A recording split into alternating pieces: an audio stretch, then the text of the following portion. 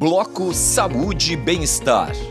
Um convite: Unimed Santa Maria, Odontologia Lauda, psicóloga Janaína Paroli, doutora Rosane Ticiani, referência em ortodontia com Invisalign.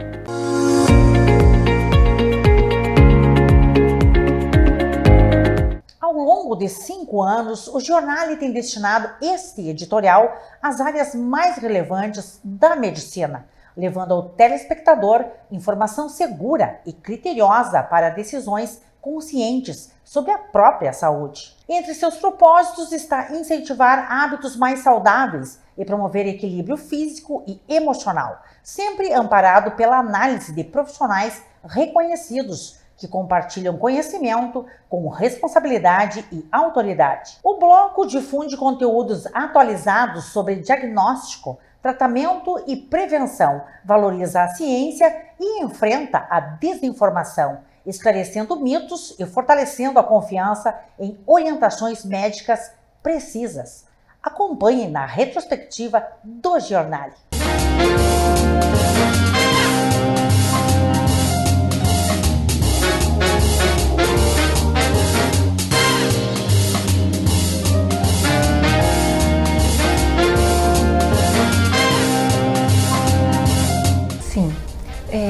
Na verdade, são muitas queixas, né? Mas o principal hoje, o que mais vem à clínica é a ansiedade e a depressão.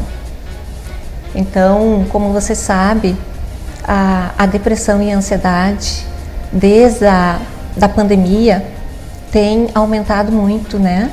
Realmente. Em nível assustador. Então, a procura pela ajuda nos consultórios psicológicos são muito grandes. As pessoas não pensam sobre isso porque não é normal tu querer presenciar um ambiente de morte. Então, as pessoas pensam quando realmente acontece. E é aí que a Forensul entra, com a equipe totalmente especializada. Quando nós entramos num ambiente onde houve uma morte, o corpo pode permanecer naquele ambiente por horas ou por dias. Quando acontece de ter o fluido visível ao ambiente, as pessoas se limitam àquilo e acham que é só o que está ali. Mas não, nós temos vírus, bactérias e fungos e também os gases de decomposições presentes nesse ambiente que são totalmente invisíveis. Eu busquei essa tecnologia para dar para os meus pacientes mais uma opção de tratamento ortodôntico para os pacientes que não gostariam de usar brackets metálicos ou estéticos e fios. Então eu fui em busca de um credenciamento nesse sistema que na época era o mais inovador do mercado. E hoje ele segue o mais inovador, com mais de 2 milhões de sorrisos tratados com esse sistema ao redor do mundo. Com o olhar geriátrico, a gente consegue integrar todas essas visões e dar um direcionamento do que é mais importante, né? Eu sempre coloco nos planos de tratamento as prioridades. Então esse idoso ou esse familiar desse idoso acaba conseguindo ficar mais tranquilo, saber o que está sobrando, o que está faltando, né? Muitas vezes revisar alguma questão de vacinas também que acaba ficando para trás. Então é meio que passar uma varredura completa no paciente. Com o frio, a gente tem essa diminuição da hidratação da pele. Primeiro porque a gente ingere menos água, a gente tem menos sede, ingere menos água. E a gente começa a ter hábitos que também favorecem que essa pele perca mais água. Então os banhos muito quentes, demorados, a diminuição da hidratação, porque as pessoas às vezes querem logo se vestir, então não atentam para que faça uma hidratação adequada. Então é importante que esses banhos eles não sejam muito quentes, sejam banhos rápidos. O sabonete não precisa ser passado em todo o corpo, então o sabonete ele foi feito para ser utilizado na região genital, nas áreas de dobre, onde realmente estiver sujo. A gente tem um músculo dentro do olho que traz a nossa imagem, traz o foco para perto, porque quando eu olho para longe, eu tenho um foco. Quando eu vou olhar para o meu relógio ou ler alguma coisa, eu tenho que ter outro foco. E esse músculo, que chama-se, esse mecanismo que chama-se acomodação, é feito por um músculo dentro do olho. Tá? Esse músculo começa a enfraquecer. Então imaginem que ninguém corre aos 40 anos o que corria aos 18 anos. A nossa perna, a nossa força muscular das pernas não é a mesma. E é o que ocorre no olho. Então a gente começa a enfraquecer esse músculo, geralmente a partir dos 40 anos, e a gente começa a perder o foco de trazer a visão de perto. Isto é a presbiopia. Temos os consensos de que antes dos 2 anos de idade, tela 0, não pode usar tela antes dos 2. Proibido. Proibido, 0 telas. De 2 até 5 anos, no máximo 1 hora por dia. De 6 a 10, 2 horas por dia. E não é só pelo prejuízo visual, né? É todo o desenvolvimento de uma criança, né? Todos os campos do ser. Todos os campos. Fala-se muito de que telas podem gerar a miopia. É o que mais se escuta, que se a tela do celular vai causar a miopia, que é um dos problemas que a criança não enxerga, ou o adulto, e precisa um óculos para conseguir enxergar da distância. Mas não é que seja a tela exatamente que causa a miopia, porque tem crianças que usam tanto quanto. Não tem como fugir das telas, né? É algo assim que está ali no alcance das crianças. Os adultos também não conseguem nem trabalhar sem o celular, né? Sem seu smartphone, sem seu computador. Então, é uma realidade. É uma realidade atual. Então, esse mundo, né, de lentes corretivas, ele foi se atualizando no mercado e as tecnologias vieram vindo a partir disso. Existem tratamentos colocados em lentes oftálmicas que faz com que reduza essa luz abusiva, né, das telas, essa luz prejudicial que vem das telas, que faz com que ela não chegue até o fundo do olho, que a gente chama de filtro de luz azul. Está muito comum hoje, inclusive lá na loja nós temos em estoque as lentes de filtro azul, porque ela é até mais vendida do que lentes sem tratamento. Hoje em dia já o cliente, ele já vem para a ótica sabendo que existe essa lente. Hoje o que mais se divulga, o que mais se percebe é o trabalho do nutricionista na área clínica. Na área clínica. Então hoje todo o meu trabalho ele é muito nichado, né? Hoje as pessoas terminam a graduação, o curso que seja lá o que tem escolhido, ele se direciona para uma área, né? No momento que eu comecei a trabalhar, eu me direcionei para todas as áreas dentro da parte clínica.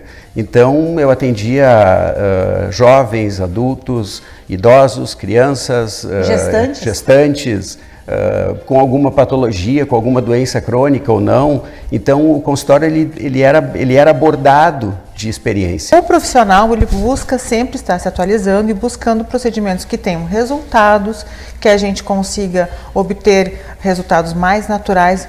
Ainda bem, né? Porque eu comecei numa época que a gente atuava com o exagero, né? E hoje em dia não só os profissionais, mas os pacientes, né? As pessoas em geral buscam a naturalidade.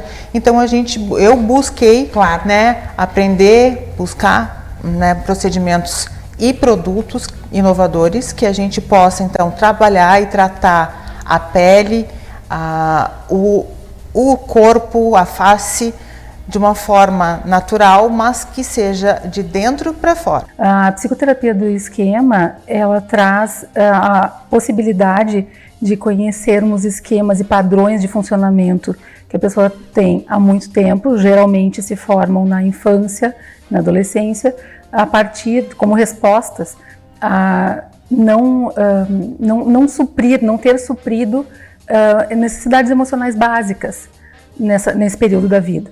E esses padrões se perpetuam, permanecem ao longo da vida, e na fase da vida no idoso, no envelhecimento, isso também vai estar acontecendo, e é quando muitas vezes a pessoa pode estar procurando ajuda pela primeira vez.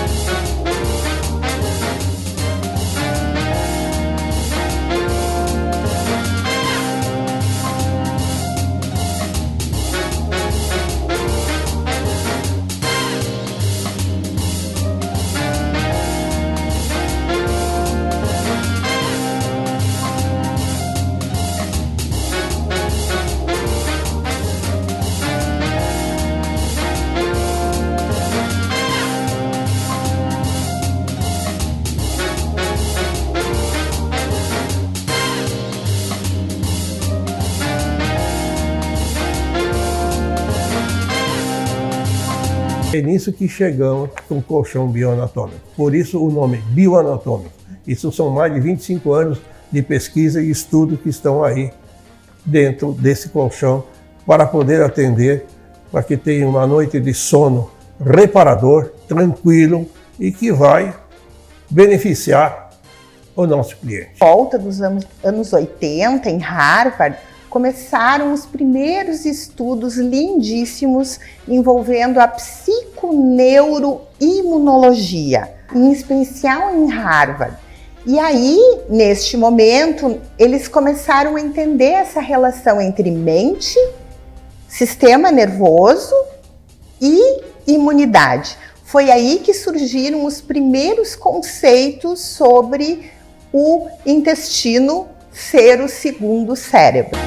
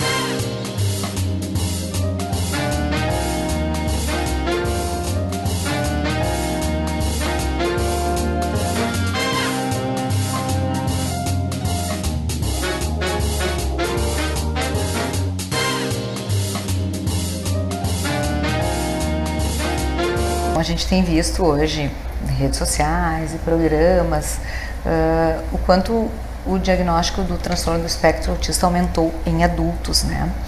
E especialmente em mulheres. É uma parte que eu gosto muito de trabalhar, me sinto